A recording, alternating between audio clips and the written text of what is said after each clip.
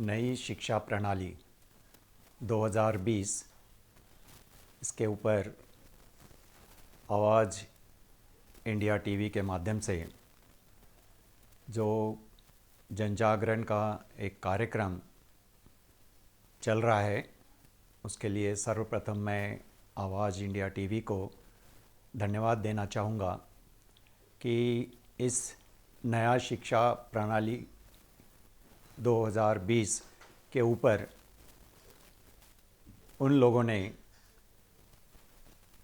समाज के और देश के जो शिक्षा विदित लोग हैं उनसे उनके विचार आमंत्रित किए हैं। मैं इस शिक्षा नीति के 2020 के ऊपर कुछ बातें कहना चाहूँगा।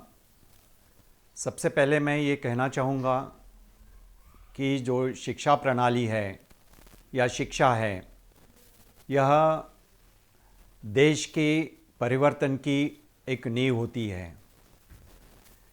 देश का विकास और देश के लोगों का विकास यह शिक्षा के माध्यम से ही अपेक्षित है। इसलिए आज हम नई शिक्षा नीति के ऊपर भाष्य करेंगे।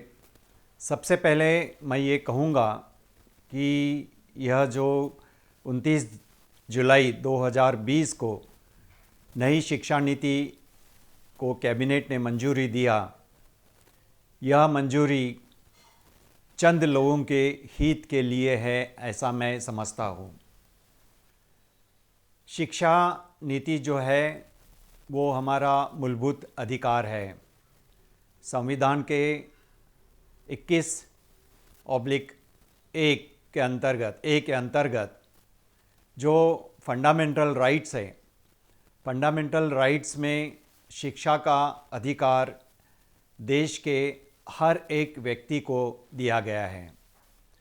तो इस नई शिक्षा नीति के ऊपर जब हम बात करते हैं तो हमको ऐसा महसूस होता है कि यह नई शिक्षा नीति असमानता के ऊपर आधारित है, या यूँ कहिए देश के 25% लोगों के हित के लिए बनाई गई यह नई शिक्षा नीति है। क्यों मैं ऐसा कह रहा हूँ? क्योंकि इस नई शिक्षा नीति के अंतर्गत सरकार ने 2 भाग किए हैं। एक सार्वजनिक भाग जो सरकार के दायरे में आता है और एक निजी भाग जो लोगों के लिए खुला है। अभी तक हम लोग देख रहे हैं कि निजी भाग के माध्यम से दुनिया में कई देश ऐसे हैं जिन्होंने इस शिक्षा प्रणाली को निजी लोगों के हाथ में दे के रखा है। लेकिन भारत में सार्वजनिक तौर पर शिक्षा नीति सरकार के पास होना चाहिए, क्योंकि यह भारत देश के हर एक व्यक्ति का मूलभूत अधिकार है, जो अधिकार निजी लोग दे नहीं सकेंगे। इसलिए सरकार का कर्तव्य होता है कि सार्वजनिक उपक्रमों के माध्यम से, यानी सरकार के माध्यम से हर एक व्यक्ति को शिक्षित किया जाए। नई शिक्षा प्रणाली में जो करीब 66 पेजेस का एक ड्राफ्ट जो बनाया गया है, देखने में बहुत सुंदर लगता है। शब्द का प्रयोग भी बहुत अच्छे से किया हुआ है। लेकिन हमारे संविधान के जो मूल्य है, समता, स्वतंत्रता, बंधुता और न्याय, इन मूल्यों को कुचला गया है। लोगों को समझ में नहीं आएगा। कुछ लोग ये कहते हैं कि इस शिक्षा नीति से भारत देश के अंदर बहुत प्रभाव पड़ेगा और रिसर्च स्कॉलर आगे आएंगे। जो ये बात कहते हैं उनको मैं पूछना चाहता हूँ कि सरकार ने इस नई शिक्षा प्रणाली के अंतर्गत जो 2 भाग किए हैं, मतलब इस शिक्षा प्रणाली का विभाजन दो भागों में किया है, उसमें जो 5+3 यानी जो 8वीं तक के बच्चे रहेंगे, ये 8वीं तक के बच्चे निजी स्कूलों में भी रहेंगे और सरकारी स्कूलों में भी रहेंगे, वो कहीं पर भी जा सकते हैं। लेकिन सरकारी स्कूलों में उन्होंने 8वीं तक के बच्चों को जो कुशल, या अभी सरकार ने नई घोषणा की आत्मनिर्भर भारत, तो मैं ये कहूँगा कि आत्मनिर्भर भारत बनाने के लिए सरकार ने इस नई शिक्षा नीति का उपयोग बहुत ही सुचारू ढंग से किया है। यानी 1 से 8 तक के जो बच्चे जो स्कूलों में पढ़ेंगे, या 5वीं के बाद 8वीं तक जो बच्चे पढ़ेंगे, उनको पारंपरिक जो शिक्षा प्रणाली थी, पारंपरिक शिक्षा प्रणाली उद्योग के ऊपर, जैसे कि सुतार काम हो गया है, इलेक्ट्रिशियन का काम हो गया है, वेल्डर का काम हो गया है, फिटर का काम हो गया, यह सरकारी उद्योग में से या सरकारी संस्थाओं में से या सरकार से जो बच्चे स्कूल में पढ़ेंगे उनको कंपलसरी किया गया है। लेकिन यही बच्चे जो 8वीं तक निजी स्कूलों में पढ़ेंगे, उनको ये परंपरागत जो काम है यह कंपलसरी नहीं किया गया है। मैं सरकार का ध्यान इस ओर भी आकर्षित करना चाहता हूँ कि क्या बच्चे 8वीं तक पढ़ के वो कुशल कारागिर बन सकते हैं? क्या कुशल नेतृत्व देने वाले श्रमिक बन सकते हैं? मैं कहूँगा नहीं। ये श्रमिक तो बनेंगे लेकिन अकुशल रहेंगे। ना तो इनको पूरी तरह सुतार काम का नॉलेज मिलेगा, ना तो इलेक्ट्रिशियन का पूरा नॉलेज मिलेगा, ना वेल्डिंग का मिलेगा, ना फिटर का मिलेगा। ये आधे अधूरे काम करके जब मैट्रिक तक जाके ये ड्रॉप आउट हो जाएगा इनका, तो ये आत्मनिर्भर बनने की प्रक्रिया में ये अपने छोटे मोटे काम करना शुरू कर देंगे। इसका मतलब ये हुआ कि इस देश का करीब करीब 75% वर्ग इस कामों के तरफ डाइवर्ट हो जाएगा, और जो 25% वर्ग के लोग हैं जिन्हें हम उच्च वर्गीय या उच्च वर्णीय लोग समझते हैं, उनके पास पैसा काफ़ी है क्योंकि कारपोरेट सेक्टर है, पैसे वाले लोग हैं, उनके पास पैसा होने की वजह से वो अपने बच्चों को निजी स्कूलों में भेजेंगे। जहाँ यह पढ़ाई नहीं होगी तो प्रोफेशनल और जो स्कॉलर या उच्च शिक्षा की नीति को, या जैसे हम अभी कह सकते हैं कि अभी दुनिया में शिक्षा नीति बहुत आगे बढ़ गई है, मशीन्स आ गई है, यंत्र आ गए हैं, अभी हम लोग उसके भी आगे कह सकते हैं कि रोबोट आ गए हैं। तो इनकी स्टडी करने के लिए या इनकी पढ़ाई करने के लिए आईटी क्षेत्र में जाने के लिए आपको हायर एजुकेशन की तरफ जाना पड़ेगा।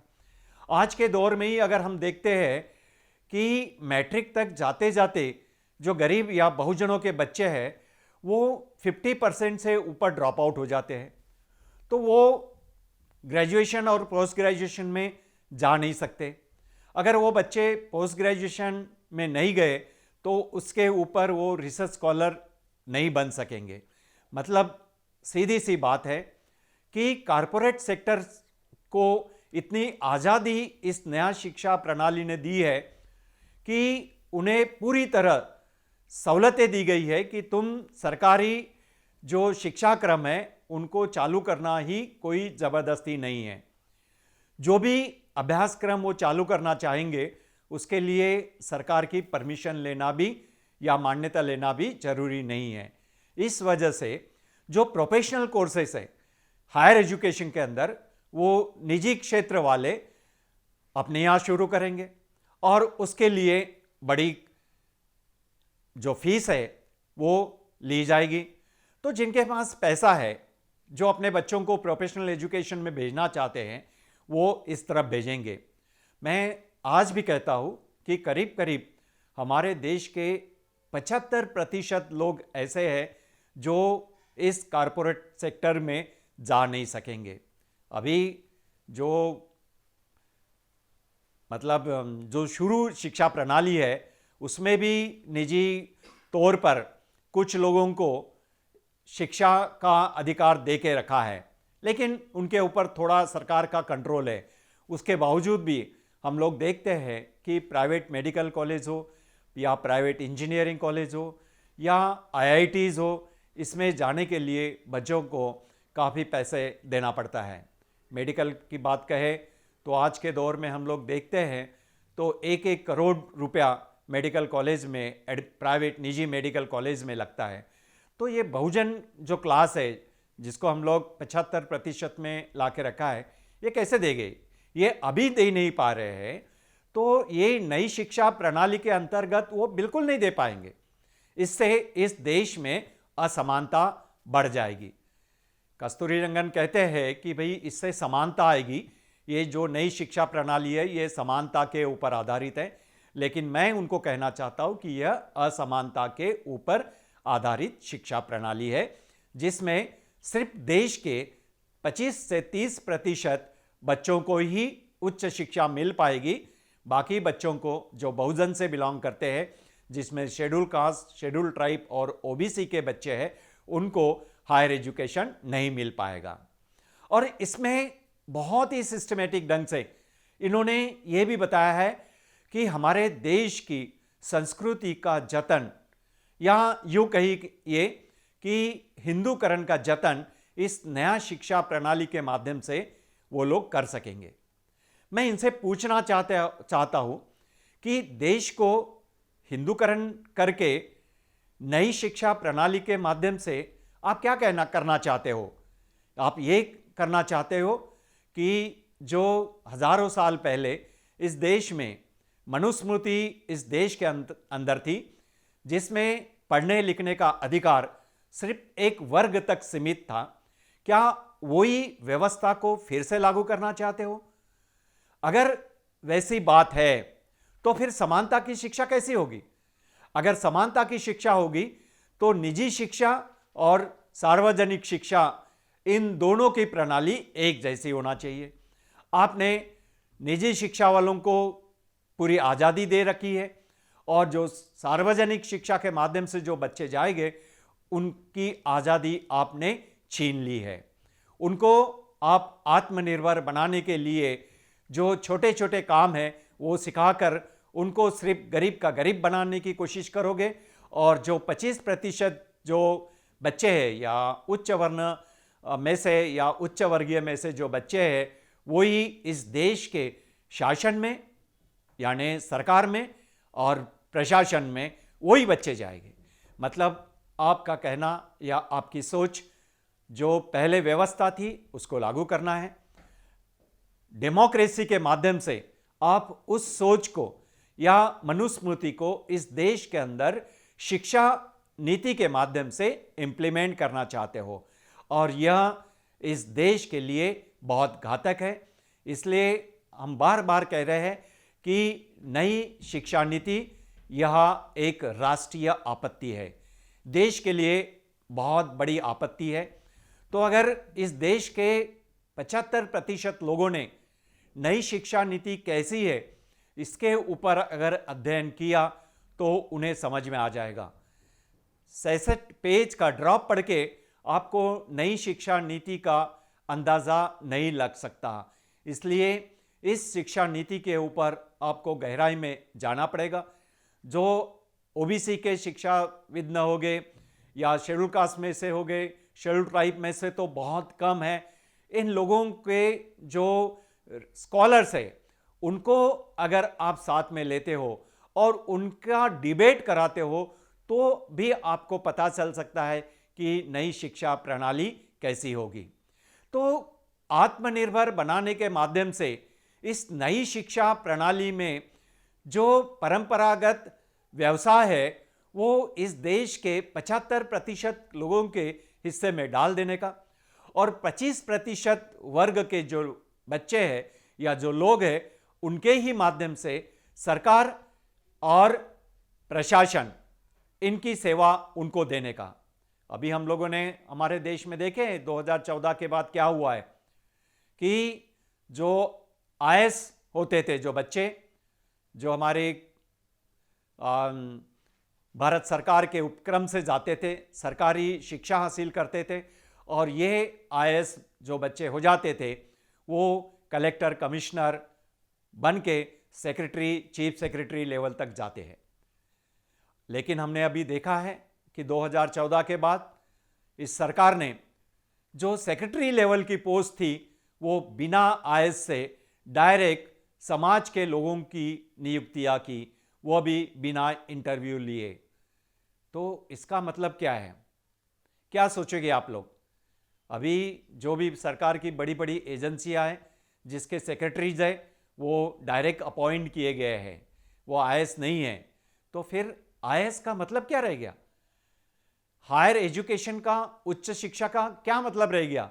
और नई शिक्षा के अंतर्गत आप ये कहना चाहते हो कि हमारे देश का विकास करना है, देश में उच्च शिक्षा इसलिए जरूरी है कि हमें नए युग के बराबर नए विज्ञान के माध्यम से हमारे देश को ऊंचाई पे लेके जाना है। यह आपकी भ्रामक कल्पना है जो लोगों के लिए बीच में जाके आप फैलाना चाहते हो। मैं कहूँगा कि नई शिक्षा प्रणाली से यह कभी भी सक्सेस नहीं हो सकता। सिर्फ आप उन लोगों के लिए दरवाजे खोल रहे हो जो उच्च वर्णीय है या उच्च वर्ग के लोग हैं, उन्हीं के बच्चे सरकार में और उन्हीं के बच्चे प्रशासन में जाए, इसका पूरी तरह ध्यान रखकर यह एक रिजर्वेशन आपने उनके लिए बना दिया है। मैं सरकार से पूछना चाहूँगा कि शिक्षा प्रणाली के माध्यम से हमारे देश का विकास हो सकता है। हमारा देश आज़ाद होके सिर्फ 74 साल हो गए हैं, लेकिन इस 74 ईयर्स के अंदर अगर हम शिक्षा का ये विकास देखेंगे तो शिक्षा के माध्यम से ही कल तक, आज़ादी के पूर्व तक, जिसे अछूत कहलाते थे उन लोगों को शिक्षा का कोई अधिकार नहीं था। संविधान के माध्यम से जब हमारा देश आज़ाद हुआ उसके बाद संविधान ने यह मूलभूत अधिकारों के अंतर्गत पढ़ाई लिखाई करने का अधिकार सबको दिया, और उसी के अधिकार के अंतर्गत यह जो अछूत कहने वाला वर्ग था ये पढ़ाई में आगे आया, हायर स्टडीज करके वो आगे आया। इतना ही नहीं कहूँगा कि आज हर फील्ड में वो एक उच्च शिक्षित हर घर से एक व्यक्ति तैयार हुआ है। यह शिक्षा का विकास है, और इसी वजह से आज हम लोग बात कर रहे हैं कि 100 साल पहले इस देश में शिक्षा का जो अधिकार था वह सीमित लोगों के पास सुरक्षित था। आज जब सब लोगों के लिए शिक्षा का अधिकार खुला हुआ है तो उसका विकास हम 74 साल के अंदर देख लिया है। इसके बावजूद भी 50% से ऊपर हमारे देश में जो असंगठित कामगार है या और भी तरह के कामगार वर्ग है वो पढ़ाई नहीं कर पाते हैं। इसका बहुत अच्छा उदाहरण हम देख सकते हैं कि जो बच्चे पहली क्लास में एडमिशन लेते हैं, मैट्रिक जाते तक जितने बच्चे पहली क्लास में एडमिशन लेते हैं, मैट्रिक तक पहुंचते पहुंचते उसमें से आधे बच्चे ड्रॉप आउट हो जाते हैं। मतलब आधे ही बच्चे वो आगे की पढ़ाई के लिए आगे बढ़ते हैं। उसमें से जब 12 तक जाते हैं तो उसमें से 30% और ड्रॉप आउट हो जाते हैं। जो 20% बच्चे बचते हैं उसमें से अंडर ग्रेजुएशन के लिए जाते हैं। अंडर ग्रेजुएशन में जो पास आउट होते हैं और आगे के लिए बढ़ते हैं पोस्ट ग्रेजुएशन के लिए, तो हम देखते हैं कि 10 से 15% बच्चे वहाँ ड्रॉप आउट हो जाते हैं। तो 5% बच्चे ही जो पोस्ट ग्रेजुएशन से और उसके बाद एमफिल और पीएचडी के लिए जाते थे। एमफिल करते करते जब पीएचडी के लिए जाते थे तो 1 या 2% रह जाते थे। अभी इस नई शिक्षा प्रणाली में एमफिल को पूरी तरह खत्म कर दिया गया है, और सरकार बहुत अच्छी तरह से बात कर रही है ताकि सब लोगों को ऐसा लगे कि यह जो सरकार है यह नई शिक्षा प्रणाली सब लोगों के लिए बहुत अच्छी है। क्या कहती है ये नई सरकार इस नई शिक्षा प्रणाली के माध्यम से? वो कहती है कि जब आप 12 के बाद, अभी तक 3 साल का ग्रेजुएशन होता है, अभी उसको 4 साल का कर रहे हैं। इस 4 साल के ग्रेजुएशन के अंतर्गत अगर आप ग्रेजुएशन नहीं हुए हो और 3 साल के अंदर आप डिप्लोमा मतलब करते छोड़ देते हो, शिक्षा छोड़ना चाहते हो या छोड़ देते हो, जैसा कि मैंने ड्रॉप आउट की बात कही, तो ऐसे बच्चों के लिए ये कहते हैं कि हम उनको डिप्लोमा देंगे, उनके साल बेकार नहीं होने देंगे। तो अगर डिप्लोमा देना शुरू कर दोगे तो जो आगे ग्रेजुएशन करने वाले बच्चे हैं वो गरीब घर के अगर होंगे तो उनको लगेगा कि हमारे ऊपर एक परिवार की जवाबदारी है, हमें कहीं ना कहीं काम करना चाहिए, तो क्यों ना हम डिप्लोमा लेके काम शुरू कर दें। तो तुम उनको वही ब्रेक कर रहे हो, उनकी पढ़ाई को रोक रहे हो, उनको आगे जाने से रोक कर उनकी शिक्षा को खंडित कर रहे हो। यह लोगों को समझ में नहीं आ रहा है। अभी इस वक्त लोगों को लग रहा है या बच्चों को लग रहा होगा या उनके पेरेंट्स को लग रहा होगा कि चलो हमारे बच्चे ग्रेजुएट नहीं हो पाए तो कम से कम डिप्लोमा तो हो जाएंगे। मैं आपको इसका बहुत अच्छा उदाहरण देना चाहूँगा कि अमेरिका के अंदर सारा जो शिक्षण है या शिक्षा है वो निजी लोगों के हाथ में है, या यूँ कहिए कारपोरेट सेक्टर के पास है। बहुत सी यूनिवर्सिटीज़ है वहाँ पे। यहाँ के हम जो बच्चे जाते हैं उनको पूछते हैं हम कि अरे आप एमएस करने जा रहे हो, एमबीए करने जा रहे हो, तो कौन सा यूनिवर्सिटी में जा रहे हो, कहाँ एडमिशन मिली, वो उन्हें पता नहीं होता है। वो कहते हैं हम अमेरिका जा रहे हैं।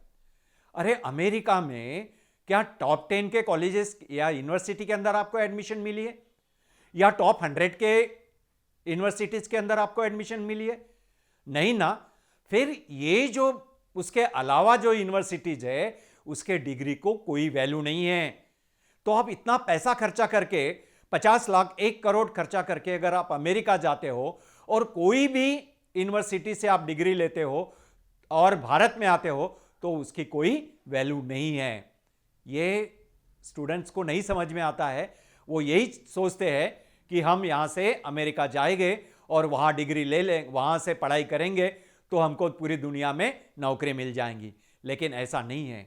सेम वही कारपोरेट क्षेत्र के जो लोग हैं, अगर हमारा देश इस देश की शिक्षा नीति को फ्लेक्सिबल करके, जिसने ऑलरेडी करके रखा है, उनके ऊपर इतने बंधन नहीं है, तो देश के अंदर के कारपोरेट सेक्टर और विदेशों के कारपोरेट सेक्टर जो शिक्षा की दुकानें खोल के बैठे हुए वो भारत देश में आएंगे, और इस देश में आने के बाद वो इस देश के लोगों को भी कहेंगे कि तुमको डिग्रियां है, पैसा दो, और डिग्रियां चाहिए तो पैसा दो और डिग्री लेके जाओ।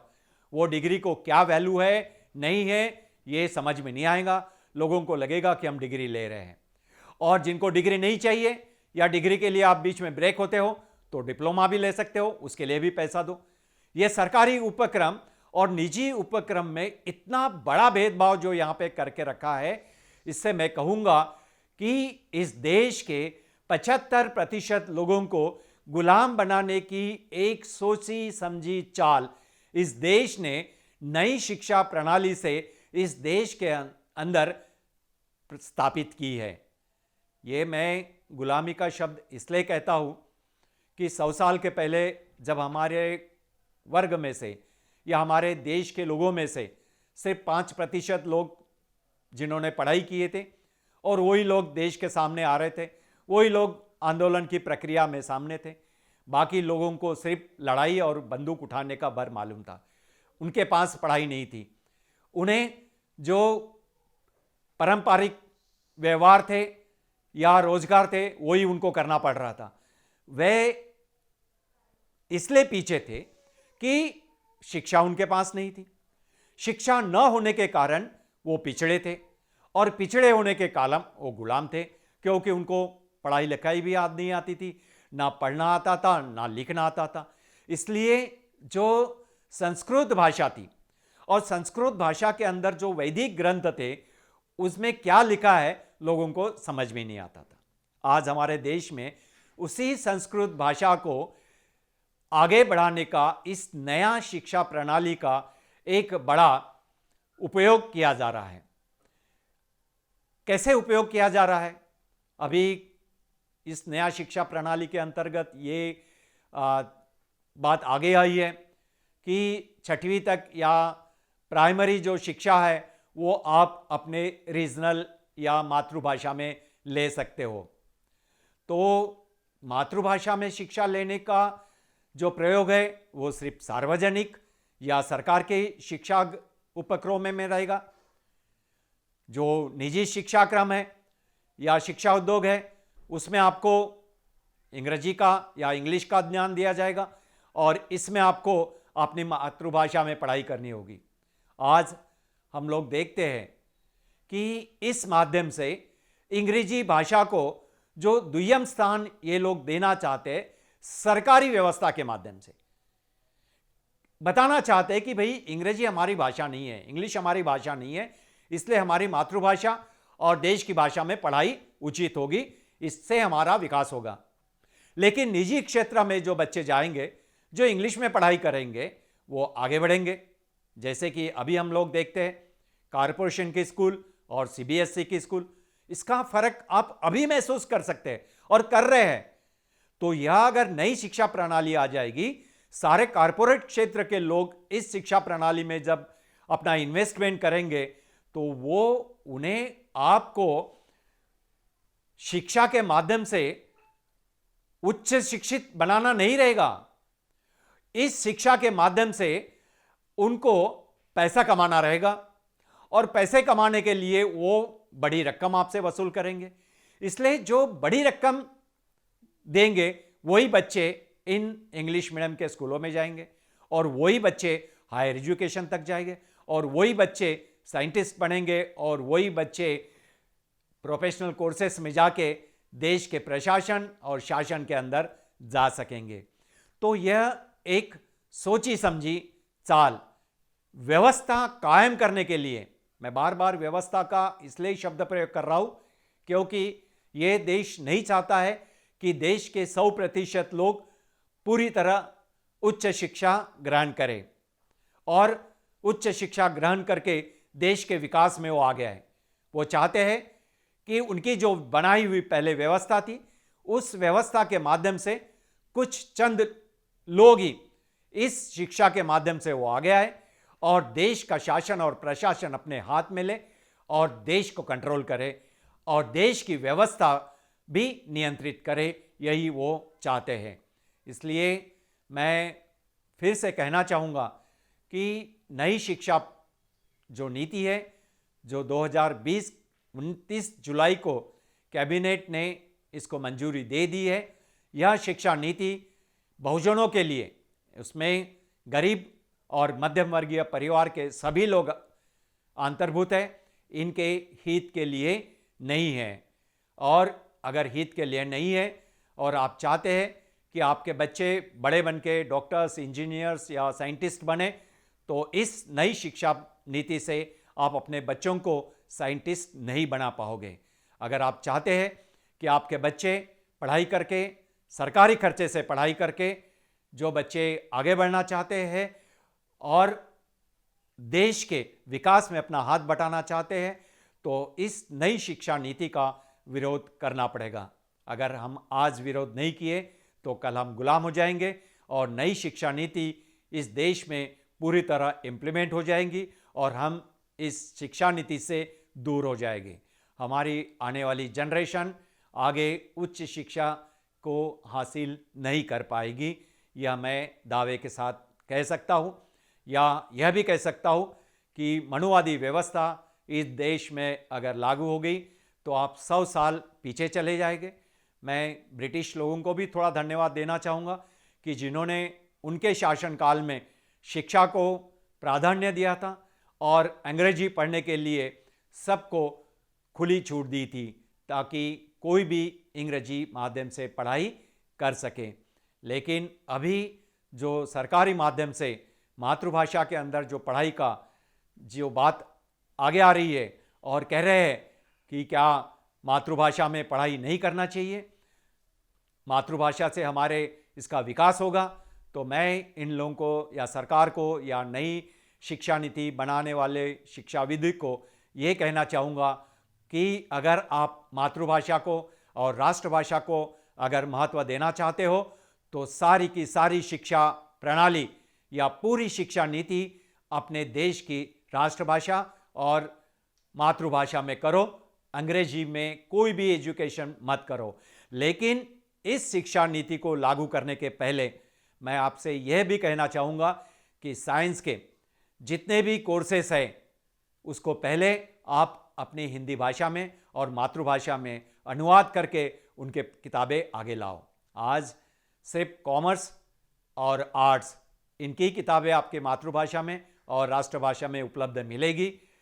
जो साइंस है या उच्च शिक्षा के जो कोर्सेस है या प्रोफेशनल कोर्सेस है, इनकी कोई भी किताबें मातृभाषा में और राष्ट्रभाषा में उपलब्ध नहीं है, क्योंकि जो अंतर्राष्ट्रीय बाजार है, शिक्षा का बाजार है, अगर अंतर्राष्ट्रीय शिक्षा के बाजार में आप भारत देश को ऊंचा उठाना चाहते हो तो अंग्रेजी का स्वीकार करना पड़ेगा।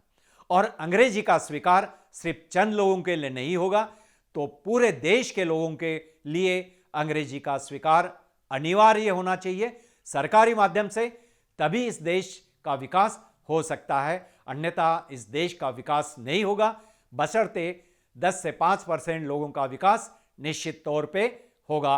और उन्हीं लोगों के विकास के लिए इस देश ने सुनियोजित तरीके से निश्चित किया है कि वे हायर एजुकेशन लेके इस देश का शासन और प्रशासन उनके हाथ में कैसे आए। इसलिए आज देश के बहुजनों को इस नई शिक्षा नीति का अध्ययन करने की बहुत ज़रूरत है। अगर आज नहीं करोगे और कल यह शिक्षा नीति पूरी तरह लागू हो जाएगी तो आपके बच्चे गुलाम हो जाएंगे और इस देश की जो सरकार है या देश के सरकार, देश को चलाने वाले लोग हैं, उन्हें देश के विकास से कोई लेना देना नहीं है। यह मैं फिर से कहना चाहूँगा। अगर देश का विकास उन्हें अपेक्षित होता तो शिक्षा को वो लोग निजी क्षेत्र में न देते हुए सरकारी माध्यम में अपने पास में रखते हैं।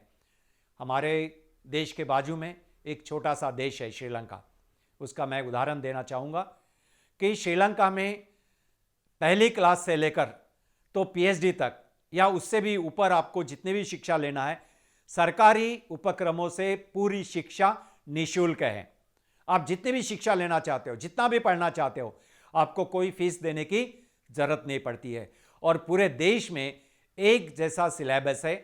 तो श्रीलंका एक छोटा देश जब शिक्षा प्रणाली का या शिक्षा नीति का उपयोग या उसका महत्व वो अपने देश के लिए जब समझ सकता है, तो हमारा देश न समझने क्यों परे हैं, क्यों नहीं समझता है कि शिक्षा ये बहुत महत्वपूर्ण माध्यम है और शिक्षा के माध्यम से ही हमारे देश का विकास हो सकता है। नहीं तो जैसे आज या जो सरकार है, सरकारी उपक्रमों को जैसे बेच रही है, चाहे रेलवे हो, चाहे पेट्रोलियम सेक्टर हो, चाहे माइंस हो, इन लोगों को जिस प्रकार से बेच रही है, मैं कहूँगा कि सरकार शिक्षा के क्षेत्र को भी पूरी तरह बेचकर उसमें से निवृत्त होना चाहती है। कोई भी जवाबदारी अपने सर के ऊपर नहीं लेना चाहती है शिक्षा का। जो निजी क्षेत्र में जाएंगे वो पढ़ेंगे, जो सरकारी उपक्रम में रहेंगे वो नहीं पढ़ेंगे, तो वो आत्मनिर्भर बनेंगे। और जो निजी शिक्षा या कॉरपोरेट सेक्टर में जो बच्चे जाएंगे उनके शिक्षा के इसमें वो हायर एजुकेशन लेंगे, वही बच्चे बड़े होंगे और वही इस देश को चलाएंगे और यही इस देश की अपेक्षा भी है। इसीलिए इस नई शिक्षा नीति को उन्होंने देश के सामने रखा है, ऐसा मैं कहना चाहूँगा। मैं यह सिर्फ ब्रीफिंग किया है आप लोगों को, लेकिन आवाज़ इंडिया टीवी को मैं धन्यवाद देना चाहूँगा कि इसके हर एक मुद्दों को अगर वो सविस्तर रूप से लोगों के सामने लेके आते हैं एक एक मुद्दे को, तो लोगों की जो कंसेप्ट है, लोगों को ये नई शिक्षा प्रणाली अच्छी तरह से समझ में आ जाएगी। फिर भी यह नई शिक्षा प्रणाली आवाज़ इंडिया के माध्यम से लोगों के बीच में जाके लोगों को जागरूक करने का जो काम कर रही है, यह अत्यंत सराहनीय है। इसलिए मैं पुनश्च उनके सारी टीम को, आवाज़ इंडिया को धन्यवाद देना चाहूँगा। और मैं आप लोगों को भी, जो लोग सुन रहे हैं, उनको भी मैं कहूँगा कि सो के मत रहिए, जागे और अपने बच्चों का भविष्य निर्धार करिए। अगर आज नहीं कर सकते, सुनिश्चित नहीं कर सकते, तो कल वो बच्चे गुलाम हो जाएंगे और उनकी गुलामी देखने के लिए शायद आप नहीं रहेंगे और फिर वो बच्चे आपको कभी माफ़ नहीं कर सकेंगे। वो कहेंगे कि हमारे पूर्वजों ने जो शिक्षा नीति आई थी उसका विरोध क्यों नहीं किया और उस शिक्षा नीति के माध्यम से हमें गुलाम बनाया है। इन्हीं के साथ मैं मेरे इस नई शिक्षा प्रणाली 2020 के ऊपर मेरे कुछ शब्दों को जो मैंने आपके सामने एक संवाद के माध्यम से रखा, उसको मैं पूर्ण विराम देना चाहता हूँ। जय भीम।